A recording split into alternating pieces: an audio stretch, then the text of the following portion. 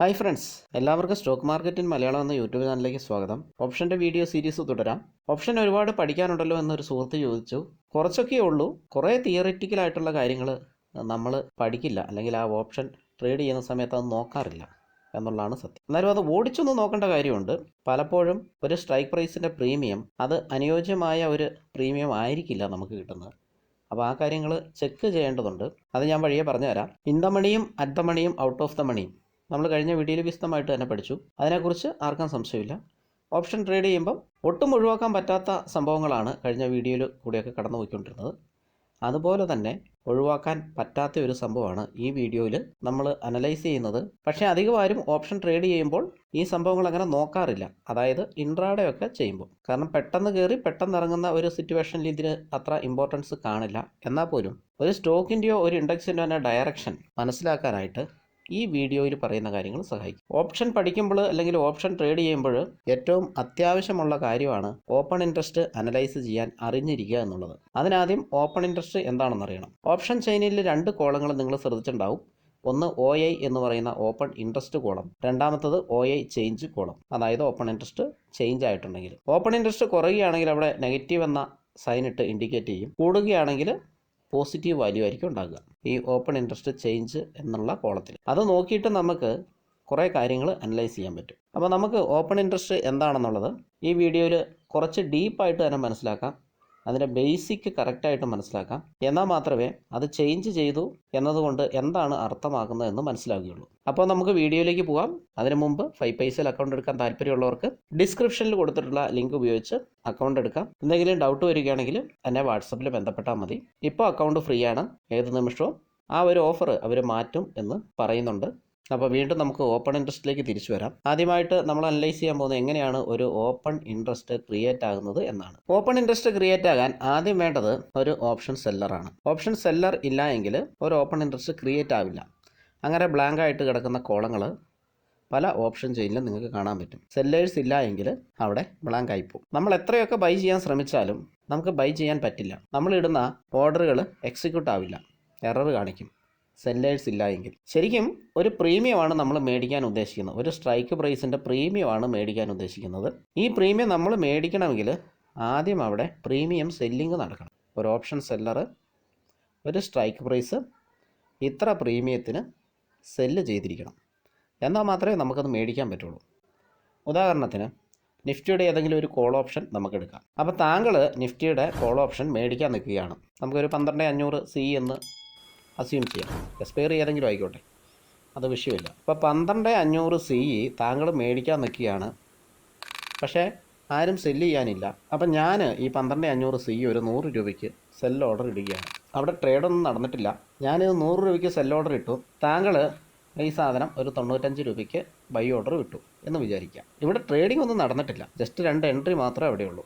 ഞാൻ ഈ sell order ഇട്ട് കഴിഞ്ഞാൽ മാത്രമേ താങ്കൾക്ക് അവിടെ ബൈ ഓർഡർ ഇടാൻ പറ്റുള്ളൂ. ഇവിടെ പ്രിയോറിറ്റി എന്ന് പറയുന്നത് സെല്ലർക്കാണ്. സെല്ലറാണ് അതിൻ്റെ പ്രീമിയം തീരുമാനിക്കുക. ഇതിൻ്റെ പ്രീമിയം കണക്ക് കൂട്ടാനായിട്ട് കുറച്ച് കോംപ്ലിക്കേറ്റഡ് ആയിട്ടുള്ള വഴികളൊക്കെയുണ്ട്. നമുക്ക് അതിലേക്കൊന്നും പോകണ്ട. അത്യാവശ്യമാണെങ്കിൽ നമുക്ക് മറ്റ് വീഡിയോയിൽ അതിനെപ്പറ്റി ചർച്ച ചെയ്യാം. കാരണം അത് കുറച്ച് കോംപ്ലിക്കേറ്റഡ് ആണ്. നമ്മളിത് പറയാതെ അതിലേക്ക് പോയിട്ട് കാര്യമില്ല. അപ്പോൾ ഇവിടെ എന്താണ് സംഭവിച്ചത്? ഒരു സെല്ലിംഗ് ഓർഡർ അവിടെ കിടപ്പുണ്ട്, ഒരു ബൈയിങ് ഓർഡർ അവിടെ കിടപ്പുണ്ട്. വേറെ ആരും അവിടെ വന്നിട്ട്. അപ്പോൾ ഞാൻ ഈ പ്രീമിയം സെല്ലിംഗ് പ്രൈസ് 100 രൂപയിൽ ഇട്ടു. 100 രൂപയിലാണ് എനിക്ക് സെല്ല് ചെയ്യാൻ താല്പര്യം. ഞാൻ സെല്ലറാണ്. സെല്ലർ കൂടുതൽ പൈസ മുടക്കിയിട്ടാണ് ഈ പ്രീമിയം സെല്ല് ചെയ്യുന്നത്. എന്നാൽ ബയ്യർക്ക് അത്രയും പൈസയില്ല. നിഫ്റ്റിയുടെ ആകുമ്പം 100 × 75 7500 രൂപയാണ് ബയ്യറുടെ ചിലവ്. അതേസമയം അവിടെ ഒരു സെല്ലറുടെ ചിലവ് വരുന്നത് ഏകദേശം 75,000 80,000 രൂപ ചിലവ് വരും. എക്സ്പയറി ഡേറ്റ് അനുസരിച്ച് അതിൽ വേരിയേഷൻ വരാം. ചിലപ്പോൾ 80ൻ്റെ മുകളിലും പോയേക്കാം. അപ്പോൾ ഒരാൾ 7500 രൂപ ഉപയോഗിച്ചിട്ട് ബൈ ചെയ്യാൻ നിൽക്കുന്നു. മറ്റൊരു വശത്ത് അതിൻ്റെ 10 ഇരട്ടി കൂടുതൽ മുടക്കിയിട്ട് ഒരാൾ സെല്ല് ചെയ്യാൻ നിൽക്കുന്നു, ഓപ്ഷൻ സെല്ലർ.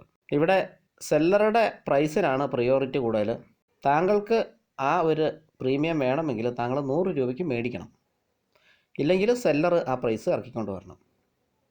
ഓക്കെ, സെല്ലർ ഇറക്കിക്കൊണ്ട് വന്നു എന്ന് വിചാരിക്കാം. സെല്ലർ 97 രൂപയിലേക്ക് പ്രീമിയം പ്രൈസ് ഇറക്കിക്കൊണ്ട് വന്നു. നിങ്ങളിപ്പോഴും 95 നിൽക്കുകയാണ്. അപ്പോൾ നിങ്ങൾ നോക്കുമ്പോൾ കുഴപ്പമില്ല, ഒരു 2 രൂപ കൂടെ കൂടുതൽ കൊടുത്താലും 150 രൂപ കൂടുതൽ പോകുന്നുള്ളൂ. എന്നാൽ പിന്നെ അതങ്ങ് മേടിച്ചേക്കാം എന്ന് കരുതി നിങ്ങൾ അത് മേടിച്ചു. ഇവിടെ ഒരു ട്രേഡ് നടന്നു, ഒരു ബൈയും ഒരു സെല്ലും നടന്നു. ഇപ്പോൾ നമുക്ക് പറയാൻ പറ്റും 12,500 എന്ന് പറയുന്ന സ്ട്രൈക്ക് പ്രൈസിൻ്റെ ഓപ്പൺ ഇൻട്രസ്റ്റ് 1 എന്ന് പറയാൻ പറ്റും. ഒരു ട്രേഡേ നടന്നിട്ടുള്ളൂ, ഒരു സെല്ല് ഒരു ബൈ, രണ്ടും ഒരേ ട്രേഡ് തന്നെയാണ്. പക്ഷേ വ്യത്യസ്ത ആൾക്കാരാണ് ചെയ്തത്. അതിന് വളരെ പ്രാധാന്യമുണ്ട്. ഏതൊക്കെ ആൾക്കാരാണ് ഇത് ചെയ്തത് എന്നുള്ളതിന് വളരെ പ്രാധാന്യമുണ്ട്. ഇപ്പോൾ നമുക്ക് ഓപ്പൺ ഇൻട്രസ്റ്റ് എന്താണ് എന്ന് മനസ്സിലായി, എങ്ങനെ അത് ക്രിയേറ്റ് ചെയ്യുന്നു എന്നും മനസ്സിലായി. അതിൻ്റെ കൂടെ ഒരു ഉദാഹരണം കൂടെ നമുക്കൊന്ന് പറഞ്ഞു വെക്കാം. എ എന്ന് പറയുന്ന ഒരാൾ ഓപ്ഷൻ സെല്ല് ചെയ്തു, ബി എന്ന് പറയുന്ന ഒരാൾ അത് വാങ്ങി. അപ്പോൾ അവിടെ വീണ്ടും ഒരു ഓപ്പൺ ഇൻട്രസ്റ്റും കൂടെ ക്രിയേറ്റായി. അങ്ങനെ ടോട്ടൽ 2 ഓപ്പൺ ഇൻട്രസ്റ്റ് ക്രിയേറ്റായി എന്ന് നമുക്ക് പറഞ്ഞു വെക്കാം. ഇനി എനിക്ക് തോന്നുകയാണ് ഇത് തിരിച്ചു വാങ്ങണമെന്ന്. ഞാനാണ് ഓപ്ഷൻ സെല്ല് ചെയ്തത്. അപ്പോൾ ഞാൻ 97 രൂപയ്ക്കാണ് സെല്ല് ചെയ്തത്. ആ പ്രീമിയം കുറഞ്ഞ് 90ലേക്ക് വന്നു. അപ്പോൾ ഞാനത് തിരിച്ചു വാങ്ങുകയാണ്. ഞാൻ RDO കയ്യിൽ നിന്ന്, ഒരുപക്ഷെ താങ്കളുടെ കയ്യിൽ നിന്നാകാം ഞാൻ തിരിച്ചു വാങ്ങുന്നത്, അല്ലെങ്കിൽ മറ്റൊരാളുടെ കയ്യിൽ നിന്നാകാം ഞാൻ തിരിച്ചു വാങ്ങുന്നത്. അതായത് ബി എന്ന് പറയുന്ന ആളുടെ കയ്യിൽ നിന്നാകും തിരിച്ചു വാങ്ങുന്നത്. ആരുടെ കയ്യിൽ നിന്നാണേലും ഞാൻ അവിടെ ഒരു ബൈ ഓർഡർ ഇനിഷ്യേറ്റ് ചെയ്യുകയാണ്. ആദ്യം ഞാൻ ചെയ്തത് സെൽ ഓർഡറാണ്. ഞാൻ ചെയ്തത് താങ്കളാണ് വാങ്ങിയത്. അങ്ങനെയാണ് ഒരു ഓപ്പൺ ഇൻട്രസ്റ്റ് വന്നത്. ഇനി ഞാൻ സെല്ല് ചെയ്ത സാധനം എനിക്ക് തിരിച്ചു വേണം. പ്രീമിയം കുറഞ്ഞിട്ടുണ്ട്, 90 രൂപ പ്രീമിയം ആയിട്ടുണ്ട്. 7 രൂപയുടെ 7 പോയിൻറ്റിൻ്റെ വ്യത്യാസം എനിക്കുണ്ട്. 7 × 75 രൂപ സംതിങ് എത്ര കിട്ടും, അത്ര എനിക്ക് കിട്ടും. അതുകൊണ്ട് ഞാനത് തിരിച്ചു വാങ്ങുകയാണ്. അപ്പോൾ എനിക്ക് ഈ സാധനം താങ്കളുടെ കയ്യിൽ നിന്ന് തിരിച്ചു വാങ്ങാം, അല്ല ബി എന്ന് പറയുന്ന ആളുടെ കയ്യിൽ നിന്ന് തിരിച്ചു വാങ്ങാം. ഒരാൾ അവിടെ സെല്ല് ചെയ്യാനുണ്ടെങ്കിൽ മാത്രമേ എനിക്ക് തിരിച്ചു കിട്ടുള്ളൂ. ഈ കാരണങ്ങൾ കൊണ്ടാണ് എക്സ്പയറി ഡേറ്റിൽ ഇൻ ദ മണി എല്ലാം സെല്ല് ചെയ്ത് ഒഴിവാക്കണമെന്ന് പറയുന്നത്.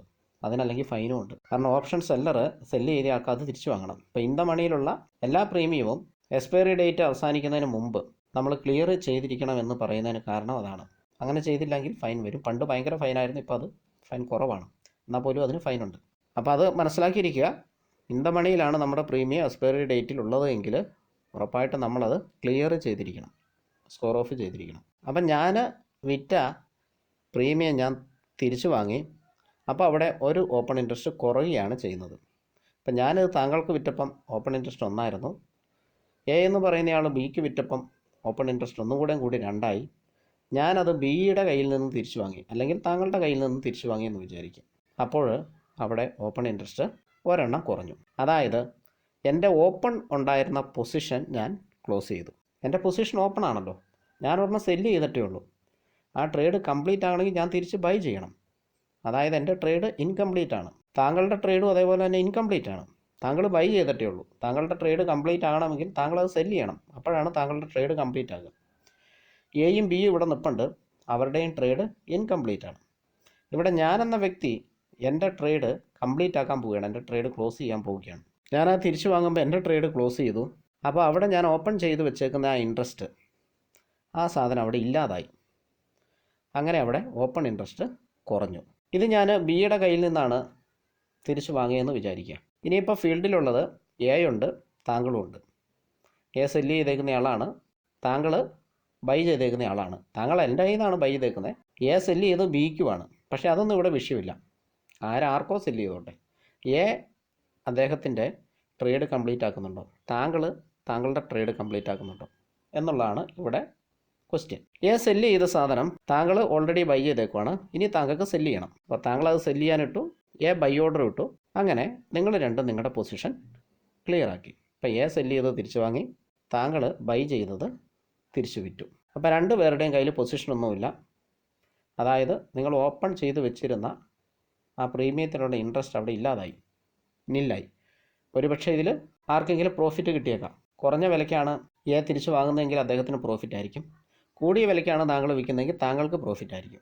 ഇതായത് തമ്മിൽ എന്നുള്ളതൊന്നും വിഷയമല്ല. ഇപ്പം ഓപ്പൺ ഇൻട്രസ്റ്റ് ഒന്നും കൂടെ കുറഞ്ഞു. അങ്ങനെ ഓപ്പൺ ഇൻട്രസ്റ്റ് ഇവിടെ നില്ലായി. അപ്പോൾ 0യിൽ നിന്ന് ഓപ്പൺ ഇൻട്രസ്റ്റ് 1 ആയതും, അതിൽ നിന്ന് 2 ആയതും, അതിൽ നിന്ന് വീണ്ടും 1 ആയതും, വീണ്ടും 0 ആയതും നമ്മളിവിടെ കണ്ടു കഴിഞ്ഞു. കൂടുതൽ ഉദാഹരണങ്ങളിലേക്ക് പോയാൽ കൂടുതൽ കോംപ്ലിക്കേറ്റ് ആവും. ഇത്രയേ ഉള്ളൂ ഇതിൻ്റെ ബേസിക്ക്. അതായത് നിങ്ങൾ എടുക്കുന്ന ട്രേഡ് നിങ്ങൾ ക്ലോസ് ചെയ്തോ, അവിടെ ഓപ്പൺ ഇൻട്രസ്റ്റ് ഒന്ന് കുറയുന്നുണ്ട്. ഇവിടെ മെയിനായിട്ട് സംഭവിക്കുക സെല്ലർ ഉണ്ടെങ്കിൽ മാത്രമേ ബൈ ചെയ്യാൻ പറ്റൂ എന്നുള്ളതാണ്. More priority goes to seller. സെല്ലറാണ് കൂടുതൽ ക്യാഷ് മുടക്കുന്നത്. ഇനി നമുക്ക് ഇതിൻ്റെ ലോജിക്ക് ഒന്ന് പരിശോധിക്കാം. 12,500 എന്ന് പറയുന്ന കോൾ ഓപ്ഷൻ ഞാൻ വിൽക്കണമെങ്കിൽ ആ പ്രീമിയം കുറയണം. 97 രൂപയ്ക്ക് ഞാൻ സെല്ല് ചെയ്ത പ്രീമിയം, താങ്കൾ വാങ്ങിയ പ്രീമിയം കുറഞ്ഞാൽ മാത്രമേ എനിക്ക് ലാഭം കിട്ടുള്ളൂ, കൂടിയാൽ മാത്രമേ താങ്കൾക്ക് ലാഭം കിട്ടുള്ളൂ. അപ്പോൾ എൻ്റെ കൺസെപ്റ്റിൽ 12,500 നിഫ്റ്റി എത്താൻ പാടില്ല. അല്ലെങ്കിൽ ഞാൻ വിചാരിക്കുന്നത് 12,500 എത്തില്ല. എക്സ്പയറി ഡേറ്റിനുള്ളിൽ ഇത് 12,500 എത്തിക്കഴിഞ്ഞാൽ എനിക്ക് നഷ്ടം വരാൻ സാധ്യതയുണ്ട്. 12,500 എത്തിയാൽ നഷ്ടമൊന്നും വരില്ല. 12,600 എത്തിയാലും നഷ്ടം വരുള്ളൂ. കാരണം 100 രൂപ പ്രീമിയത്തിനാണ് ഞാൻ വിറ്റത് എക്സ്പയറി ഡേറ്റിന് മുമ്പ്. എക്സ്പയറി ഡേറ്റിന് ഇതിനിപ്പോൾ 12,500 550 എത്തിയാൽ പോലും എനിക്ക് ലാഭം തന്നെയാണ്. കാരണം ഞാൻ 97 പ്രീമിയത്തിനാണ് വിറ്റേക്കുന്നത്. 12,600 എത്തിയാൽ മാത്രമേ ആ പ്രീമിയം എക്സ്പയറി ഡേറ്റിന് 100 ആകുള്ളൂ. അപ്പോൾ എൻ്റെ കാഴ്ചപ്പാട് എന്തായിരിക്കും?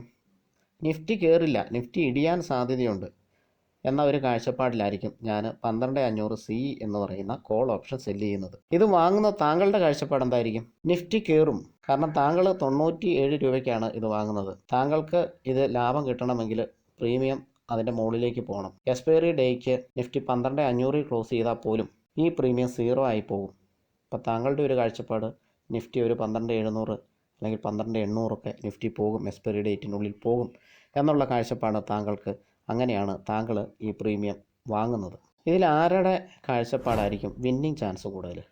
സെല്ലറായ ഞാൻ കരുതുന്നത് നിഫ്റ്റി ഇടിയുമെന്നാണ്. ബയ്യറായ താങ്കൾ കരുതുന്നത് നിഫ്റ്റി കയറുമെന്നാണ്. പോസിബിലിറ്റി ആരുടെ കാഴ്ചപ്പാടിനായിരിക്കും കൂടുതൽ? നമുക്കറിയാം ഓപ്ഷൻ ബയ്യർക്ക് ചെറിയ പൈസ മതി ഓപ്ഷൻ വാങ്ങാനായിട്ട്. എന്നാൽ സെല്ലർ അതിനെ കഴിഞ്ഞ് ഏകദേശം 10 ഇരട്ടിയോളം പേയ്മെൻറ്റ് നടത്തുന്നുണ്ട്. കൂടുതൽ പൈസ അവിടെ ഇൻവെസ്റ്റ് ചെയ്തേക്കുന്നത് സെല്ലറാണ്. സെല്ലറുടെ കാറ്റഗറി വരുന്ന ആൾക്കാരാണ് ഇൻസ്റ്റിറ്റ്യൂഷണൽ പ്ലെയേഴ്സും അതുപോലെ തന്നെ ഫോറിൻ ഇൻവെസ്റ്റേഴ്സും അല്ലെങ്കിൽ ട്രേഡേഴ്സും. ഇവരെല്ലാം വരുന്നത് സെല്ലറുടെ കാറ്റഗറിയിലാണ്. നോർമലി സെല്ല് ചെയ്യാൻ ക്യാഷ് കൂടുതൽ വേണം എന്നുള്ളത് കൊണ്ട് തന്നെ സാധാരണക്കാർ ആ ഒരു ഭാഗത്തേക്ക് വരാനുള്ള സാധ്യത കുറവാണ്. അവർക്ക് ബൈയാണ് താല്പര്യം. ഇനി ചിന്തിക്കുക, ആരുടെ ഒപ്പീനിയൻ ആയിരിക്കും ഇവിടെ വാല്യൂ കൂടുതൽ? സെല്ലർക്കും തെറ്റുപറ്റാം, ഇല്ലയെന്ന് പറയുന്നില്ല. എന്നാൽ പോലും more probability goes to seller. സെല്ലറുടെ ഡിസിഷന് ആയിരിക്കാം മാർക്കറ്റിൽ സാധ്യത കൂടുതൽ. അദ്ദേഹം അത്രയും ക്യാഷ് മുടക്കി ഈ പരിപാടി ചെയ്യുമ്പം അതിനെപ്പറ്റി നന്നായിട്ട് അനലൈസ് ചെയ്യാതെ ഇത് ചെയ്യില്ല. അപ്പം ഇങ്ങനെ ഒരു വ്യൂ മാർക്കറ്റിലുണ്ട്. ഇതുകൊണ്ടാണ് ഓപ്ഷൻ ചെയിൻ നോക്കിയിട്ട് ഒരു സ്റ്റോക്കിൻ്റെയും ഇൻഡെക്സിൻ്റെയും ഡയറക്ഷൻ നമുക്ക് പ്രെഡിക്റ്റ് ചെയ്യാൻ പറ്റും എന്ന് പറയുന്നത്. അത് അടുത്ത video. Thank you for watching.